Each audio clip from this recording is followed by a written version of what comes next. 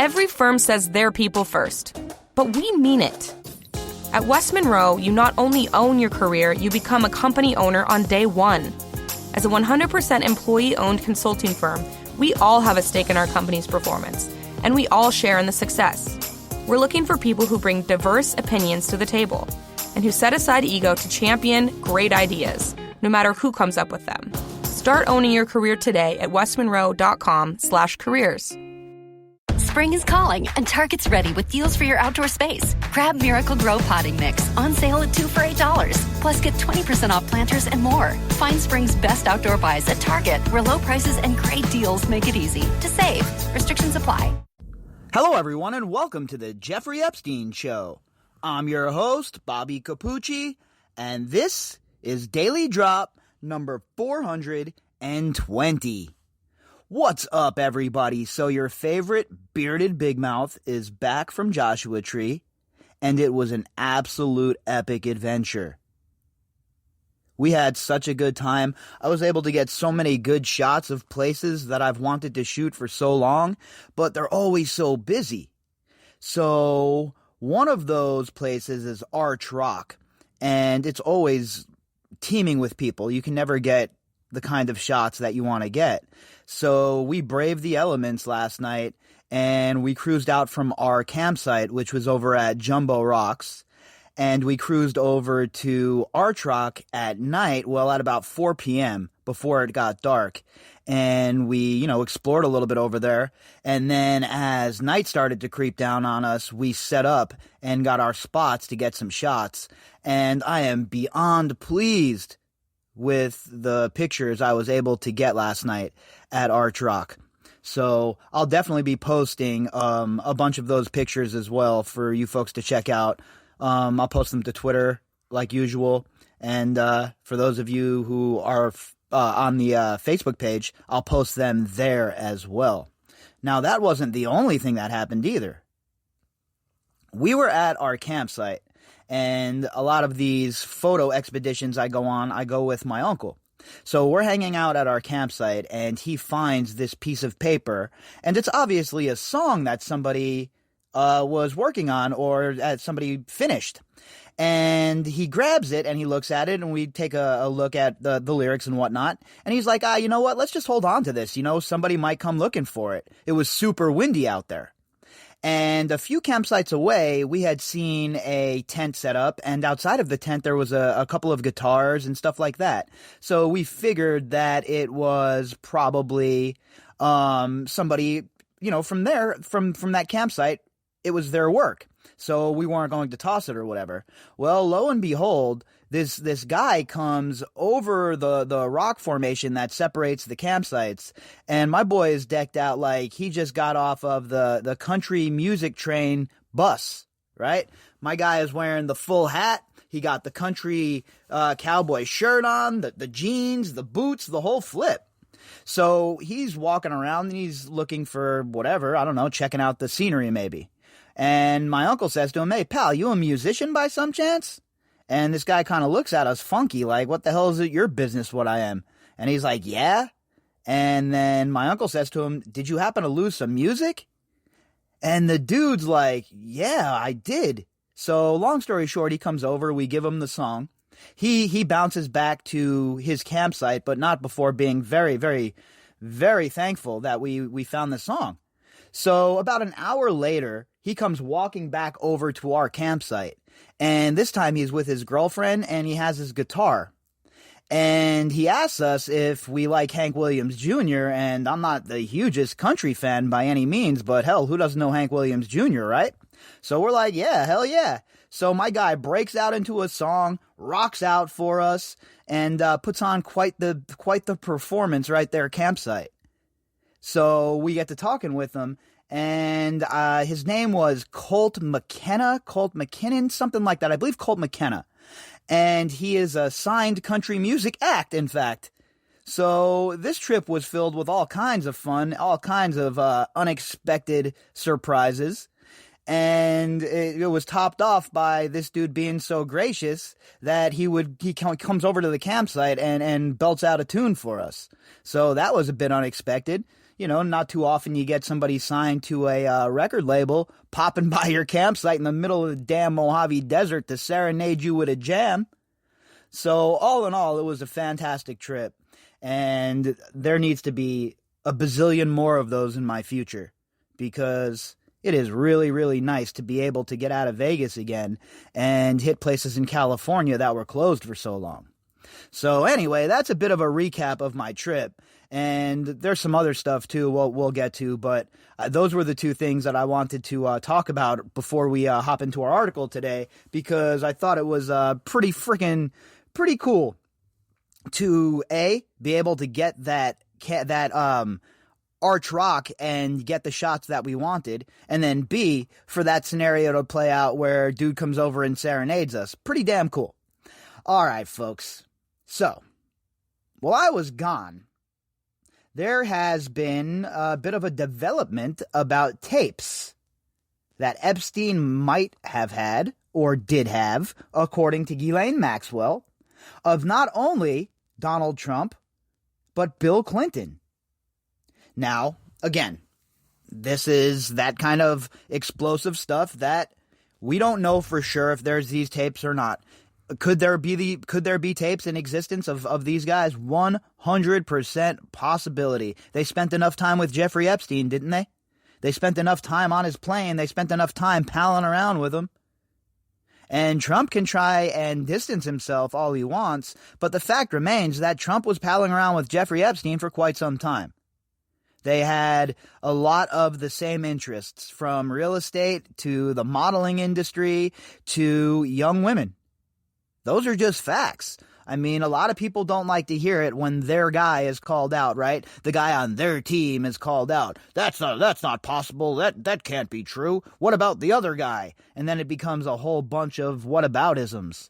But what I've learned recently, covering this case especially, is there is no whataboutisms, all right? If you're a scumbag, you're a scumbag. Don't point the finger to somebody else, because believe me, we're going to get around to them too.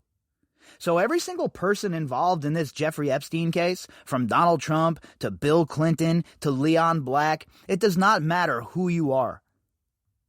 Until this story is told completely and the truth is out there and people pay the price, well, there's going to be no avoiding this. There's going to be no distancing yourself from this. Because if these tapes do exist, then how long before the public knows about them, meaning that they're in the hands of the government or who, Lord knows who else. So if there are these tapes out there, and according to this article, and according to Ghislaine Maxwell, they are out there, then I think a top priority for the investigators is to get their hands on these tapes. Or do they have them already? I mean, I would think that they don't. If they had that sort of explosive material, they would have definitely lit Trump's ass up, right? They definitely would have lit Trump up, and it wouldn't even been a second thought if they had that sort of compromise on him. Now, does Epstein or did Epstein have that shit stashed somewhere? Look, quite possible. Ghislaine might say she might not know about it or where it is, but what about Indike? What about Khan? And you see, once again, that is why this needs to be RICO. Because once it's RICO, all of these things are connected, and all of them can be tied together. That's what needs to occur. It needs to happen yesterday. So in this Daily Mail article, it goes into the shtick about Ghislaine being mistreated in jail as well a little bit. So we didn't cover that article since I was in Joshua Tree, so we'll get to that at the end of this article, it looks like. But the gist of this one has to do with Epstein, Trump, and Clinton, and if there was any tapes that were made, and if Epstein was, or if his associates or the estate is in possession of those tapes still. So let's jump into the Daily Mail and let's see what Daniel Bates has to say. Ghislaine Maxwell admitted Jeffrey Epstein did have tapes of Trump and the Clintons after she was tricked by 60 Minutes producer in 2016, but refused to help locate them because she wanted Hillary to win. So you see how this works here, huh, folks? They're in bed with both sides. So if before you go, you wagging the finger at your cousin who's a Trump supporter, or the other way around, at somebody who likes Clinton or the Democrats, understand that all of these elite scumbags are in on the scam together. They're all playing kayfabe together. All of these people are in on it. And none of them care about me or you or the survivors or justice or anything like that. They care about, like I always say, the consolidation of power and the creation of more power. And it's not even wealth at this point to these people. They have that in spades. What they want is power. That's what they want. And they want to consolidate it so that only a few of them can make the decisions. Like I said, this article was authored by Daniel Bates. Ghislaine Maxwell appeared to admit Jeffrey Epstein was taping his famous friends, including Donald Trump and the Clintons, during a 2016 meeting with former CBS producer Ira Rosen, a new book reveals. So that's a loaded-ass statement right there, right? According to Ghislaine Maxwell, what she said to this producer, Ira Rosen, is that she has tapes, Epstein was taping his famous friends, including Trump and Clinton. So obviously, the two names that pop are the two ex-presidents, right? Trump and Clinton. Everybody wants to know the deal with these two morons and their relationship with Jeffrey Epstein, for sure. But not hyperlinked is the word friends. And that is all-encompassing, right? How many other friends were caught on tape? How many other friends were hanging out with Jeffrey Epstein and were caught up in this same exact situation? We know a lot of people. Now the question is, was, and will be, where are these tapes and who is in possession of them? Were they destroyed? Did Jeffrey Epstein give them to Khan and Indike to safeguard? Who the hell knows? But the investigators better get to the bottom of it. The British socialite, co-conspirator, general all-around scuzzbag, fellow child abuser, and bipedal serpent, who was accused of procuring underage girls for the billionaire pedophile, reportedly told Rosen she didn't know where such recordings were after the Emmy-winning producer asked her to hand over footage of Trump. Now, Ghislaine doesn't know where they are, huh? I mean, I guess it's possible that she didn't know where these tapes were. Maybe she wasn't in charge of this set of tapes. Maybe that wasn't her gig. But she definitely knew who did and didn't get filmed inside of this web of scumbags. And I think this is damning for Trump and certainly damning for Clinton as well. For Ghislaine Maxwell to state this sort of thing to Ira Rosen. Now, she could have just easily been like, nah, there's no tapes, nothing, none of that even happened, that doesn't even exist. But she didn't. So, where are these tapes?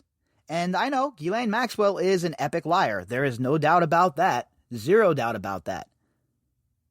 But with this being out there and Ira Rosen coming out and talking about it, you would have to think that the prosecution would already be hip to it, and if not, that they're going to dig and try and find out what's what here. The conversation took place ahead of the 2016 U.S. presidential election, and Maxwell, who supported Hillary at the time, refused to help, saying, if you get the tapes on Trump, you have to do Bill Clinton. Oh, is that right? Since when? I mean, do you think the legacy media has to do that? The legacy media has never sat on information or tapes to help somebody they like before? Now, in this instance, I have no doubt if there were tapes that had Bill Clinton or Donald Trump on them and the media got their hands on them, they would have to put those out, right? Or at least acknowledge their existence and turn them over to the authorities. Because that's something that can't be hidden forever. Especially if this Ira Rosen guy knows it, then other people certainly know it. Ghislaine Maxwell wasn't just talking to him.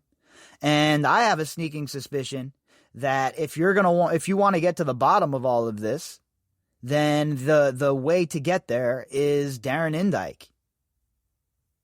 Darren Indyke most certainly has keys to where a lot of the bodies are buried.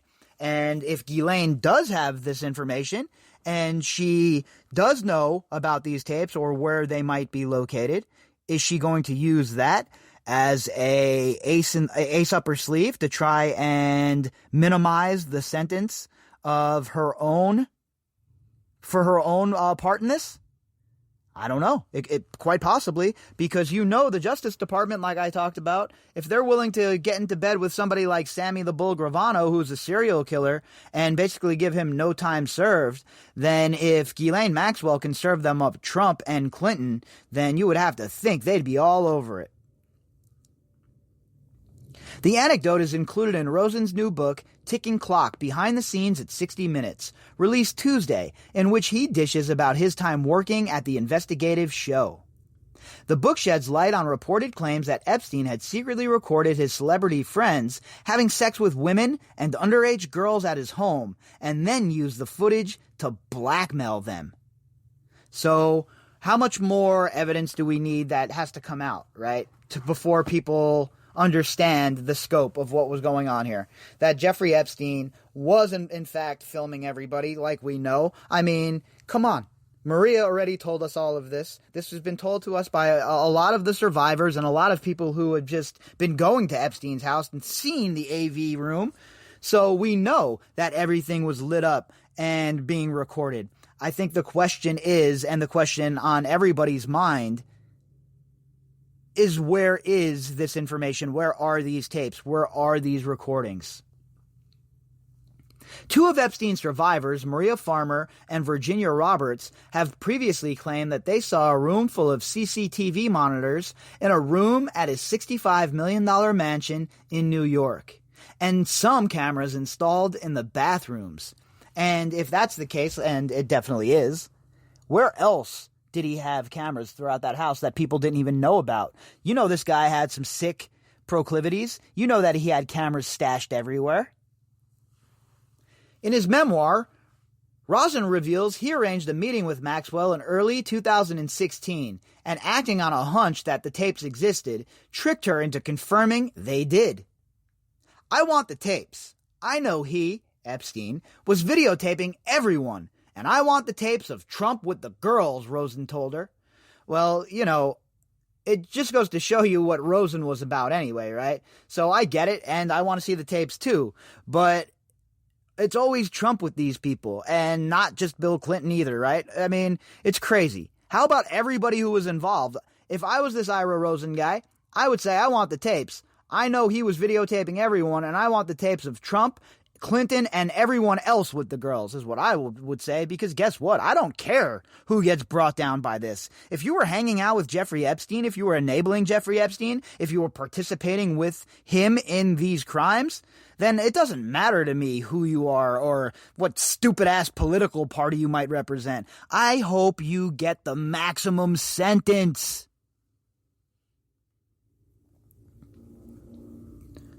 Maxwell replied, I don't know where they are. Rosen writes he told her to ask Epstein, adding that the fate of the country is at stake. So he was trying to butter Maxwell up, Ira Rosen, right, to get her to give these tapes over. My question is, how does Ira Rosen know Maxwell so well? Was he hanging out with her at all, maybe? Well, who knows? We know that these people like they like to have their accesses to power, don't they? Look at Mr. Clogs himself, Georgie Stephanopoulos, hanging out over at Jeffrey Epstein's. All these people want is clout. Trump could be elected president, and how would you feel if those tapes emerged after he was in office? Rosen asked Maxwell. She gave me a stern look and pointed a finger in my face. She said, I am the daughter of a press baron. I know the way you people think. If you do one side, you must do the other. If you get the tapes on Trump, you have to do Clinton. Rosen replied, I will. I will go wherever the story goes. Well, that's good. It's nice to hear, because that's how you should follow this or any other case. Everybody's allowed to have their own politics, folks, but you can't let it bleed into your work, and you certainly can't let your confirmation bias lead you by the nose. But everybody has their own life views and their own political views. That's how this works. But if you have the chance and you have the tapes that bring down Trump and Clinton, and you only show one side of that story, then you're a scumbag propagandist piece of shit who should be seriously looked at for sedition. No man or woman who engaged in this sort of behavior or who is even hanging out with Epstein should ever be the president of this country. But yet we have two presidents that we know of that certainly were chummy, buddy with the biggest pedophile disgust bag in the history of modern times. I mean, that's where we're at with this scumbag. And two ex-presidents called him buddy, called him friend. Jeff's a real great guy, says one of them, while the other one's getting a massage in a chair by one of his survivors. As Tony Soprano would say, go F yourself. According to Maxwell, however, Epstein allegedly never told her of the whereabouts of the tapes, Rosen writes. Maxwell didn't want Trump elected, but said that Hillary Clinton was so comfortably ahead and there was no need for the story to come out. Well, why would anyone doubt that Ghislaine Maxwell would want Hillary Clinton to win? They had a way deeper friendship with the Clintons than they did with Trump, that's for sure, and for a longer time. Now, Jeffrey Epstein and Donald Trump might have been tight in the late 90s and stuff like that, but I'm talking about throughout the decades, they remained close with the Clintons. And let's remember, Epstein was visiting the Clinton White House even. So they are very, very, very close. And when people try to act like Maxwell and Epstein were not part of Bill Clinton's very close social circle, it makes me laugh hysterically because they were. Just like Donald Trump and Jeffrey Epstein were boys for quite some time. Those are irrefutable facts. No matter the spin and no matter what sort of propaganda you want to use, those are the facts. Flight logs have revealed that Bill Clinton took at least 26 flights on Epstein's private jet known as the Lolita Express, and photos published by DailyMail.com have shown him getting a massage while on board from a young Epstein survivor, like I just talked about. So again, before you put on your, D or R Superman shirt and want to come save the day for your chosen political figure who doesn't give a damn about you, give your head a good shake and understand that both sides are in on it. Both sides. Reports have claimed that Clinton also went to Epstein's island in the Caribbean, but he has denied this and always claimed he flew on the plane through his work at the Clinton Foundation. Oh, it's such bullshit. Bill Clinton's an absolute liar. Liar, liar, liar, liar. And he was also, by the way, at Zorro Ranch. I'm going to add that on every single time these outlets forget to put that part in. It's not very often I say to you, oh yeah, folks, I confirmed that with a source myself face to face. Well, I confirmed the fact that Bill Clinton was at that ranch with a source face to face in New Mexico. And this dude will sit here and lie and lie and lie and act like he wasn't. Well, guess what? The legacy media might give you a pass, but the rest of us are not going to do so. And Bill Clinton, guess what? These tapes coming out, or the fact that they exist and Maxwell's confirming it, you and your buddy Donald Trump and the rest of you who think that you've gotten away with all of this nonsense for so long, well, don't get too far ahead of yourselves, because this game is far from over, folks, and there's a few more possessions to be had. Trump and Epstein were also friends for years and partied together in Florida, with the former president once saying that the pedophile liked women on the younger side. Well, yeah, that's kind of what pedophiles do, right? Like women on the younger side, and we're talking 14 here, folks, okay? I'm not talking about 18. Talking about 14 here. 13 in some cases. And honestly, if you were involved in the modeling agency in the 80s and early 90s and probably after that, you're automatically suspect to me. I automatically think that you're some kind of scumball. Why are these old-ass gross dudes involved in this shit? Get out of there. Trump has no business in the modeling world. Neither does guys like Jean-Luc Brunel. And it's just disgusting to see how many sick bastards in the 80s and 90s especially inhabited that world and how they used it to abuse these girls. At the end of the night, Rosen says he hailed Maxwell a taxi and she asked if he was going back to her place. "Get me the tapes and I'll go back to your place," he replied. But Maxwell gave him a kiss on the cheek and left. Is he inferring that Maxwell was asking him to come back to the house to go to, a bit of fun, perhaps? I mean, was she trying to get this dude to take her to Bangtown? I don't understand what that even means. Are you going back to my place? What, are they going to have a nightcap? And then this dude's like, yeah, if you give me the tapes, I guess. So what a weird exchange that must be, right? Talk about quid pro quo. For all of you out there that were going crazy with your eyeballs popping out of your head over quid pro quo, here's a real nice example of that, huh? I come back to your place. You and I go in the bedroom. I take you to Bangtown. You give me these tapes. And then, we go our separate ways. Quid pro quo. That's basically what they're inferring here. Very odd. Rosen writes that he thinks the wealthy men in Palm Beach invested with Epstein after being extorted with pictures from nights of debauchery. Very possible. The encounter was his second meeting with Maxwell.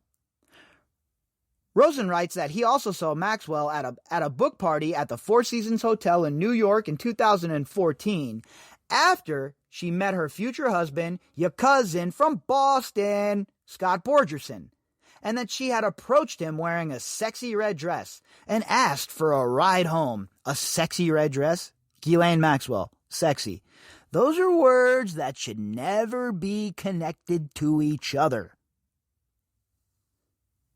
Once there, she turned to me in the front seat with an offer. Oh boy, here we go. I guess I wasn't wrong, huh? "If you come in and F me, I will tell you the secrets of my father," Maxwell said, Rosen writes. Damn, this Rosen dude must think he's Casanova, huh? What is he, Daddy Longstrokes? He's running around and got all these billionaire ladies falling all over him, trying to come in and get a little nightcap, have a little dalliance, perhaps? This whole situation's odd as hell, folks. Really weird. And, I mean, I guess maybe Ghislaine was like that. Maybe she got down like that. And she was very promiscuous with everybody she met. These people with these sorts of proclivities are, they're very odd people. So maybe they were all into that. Maybe they were all engaging in this sort of behavior. But it seems odd to me that Ghislaine Maxwell's offering to take this dude back to the casa to have a little bit of, adult fun. And he's just some lowly producer, and she's saying that she's going to divulge all of her secrets if old boy takes her back and shows her what's up. Again, this Ira Rosen dude might be some hell of a lover. I don't know. Maybe he's the Dirk Diggler of producers. Maxwell was referring to Robert Maxwell, the disgraced British newspaper tycoon, who was rumored to have been an Israeli intelligence agent and died under mysterious circumstances on his yacht in the Canary Islands in 1991.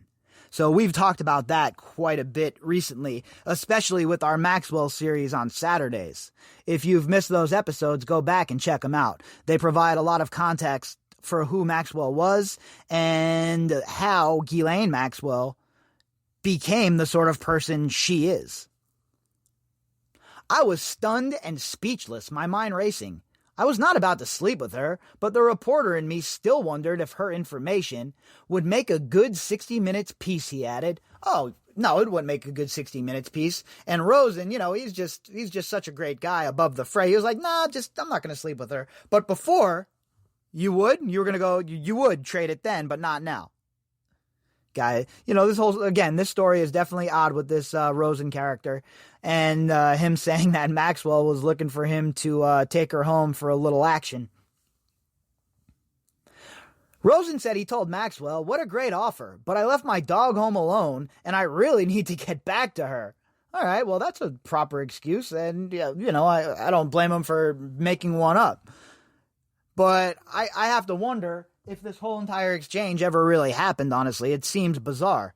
I'm not saying it didn't, but I don't know. I have no idea. It's a very bizarre type of exchange, no doubt about it. It was a lame excuse, and she knew it. She smiled weakly and said goodnight. Among those who have claimed that there were secret recordings in Epstein's properties is David Boies, a lawyer who represents a number of his survivors. He has said that Britain's Prince Andrew and other powerful men appear in CCTV footage recorded at Jeffrey Epstein's properties. Facts. They definitely do. 100%. And a guy like David Boies certainly isn't coming out and making a claim like that unless it's factual. This isn't L. Lynn Wood we're talking about here, okay? We're talking about somebody who is serious about their business. So we know that there's CCTV footage, we know that it exists, and we know that these people were palling around with Epstein. Can we see it, please? The pedophile has surveillance systems at his homes in New York and Palm Beach, and Andrew would have featured on the very large quantity of tapes.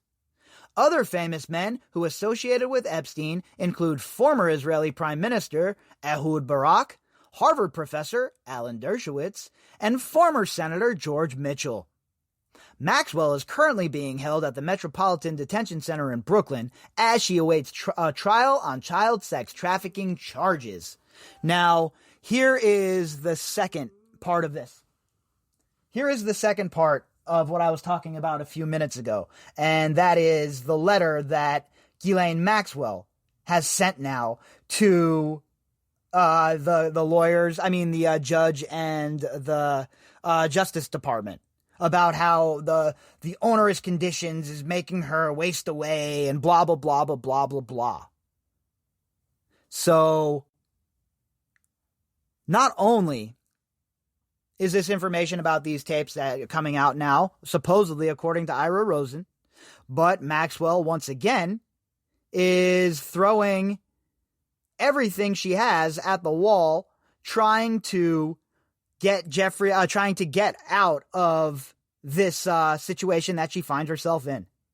So, you know what? This is already run for 32 minutes. I was going to just cover the rest of that in this article as well because they go on to cover that. But I want to keep these episodes to, right around this length, 32, 33, 25 minutes so that you folks can get through them at a quicker rate. So what we'll do is for the morning update tomorrow, we'll pick up and we'll talk about Ghislaine Maxwell and the new letter that Bobby Sternum has sent to Judge Nathan. So, folks, look, if these tapes do exist, and I am of the mind that they definitely do, I really hope that we get to see them. Not us see them per se, right? Because I certainly don't want to see the contents of those tapes. But I hope that the prosecutors get to see them. And during trial, those tapes are part of it. Right? If it's something that's going to garner a conviction or make sure that one of these people pay the price, then I think that these tapes most certainly need to be produced and they need to be shown as evidence when this trial gets underway. If you'd like to contact me, you can do that at bobbycapucci@protonmail.com. That's BOBBYCAPUCCI at protonmail.com. You can also find me on Twitter at BOBBY_CAPUCCI. All of the links that go with this episode can be found in the description box. And to everybody who has supported the podcast with donations via PayPal or GoFundMe, thank you folks so much. All right, everybody, I will be back tomorrow morning, and we will discuss the letter that Ghislaine Maxwell's attorney, Bobby Sternum, sent to Judge Allison Nathan. All right, everybody, until then, I hope you all have a fantastic night. Every firm says their people first, but we mean it. At West Monroe, you not only own your career, you become a company owner on day one. As a 100% employee-owned consulting firm, we all have a stake in our company's performance, and we all share in the success. We're looking for people who bring diverse opinions to the table and who set aside ego to champion great ideas, no matter who comes up with them. Start owning your career today at westmonroe.com/careers. Who likes saving money? Everybody. Who likes clipping coupons? Nobody. With digital deals from Stater Brothers Markets, you get all the savings and none of the clipping. It's super simple. Just go to staterbros.com and sign up for digital deals today and enjoy that extra cash.